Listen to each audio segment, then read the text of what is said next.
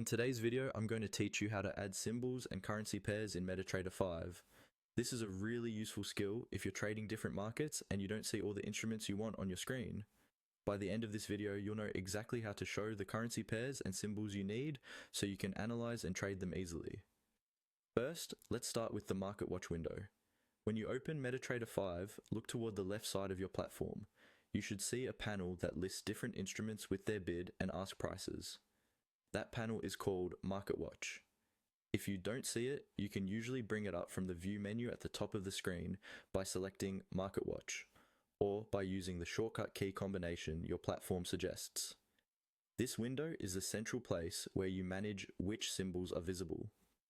Once you have the Market Watch window open, the next step is to add a new symbol.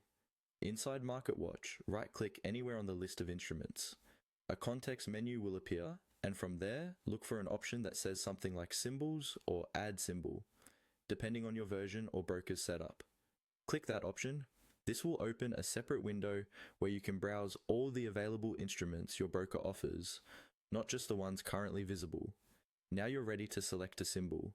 In the Symbols window, you'll usually see categories or folders such as forex, indices, metals, or crypto, depending on what your broker supports.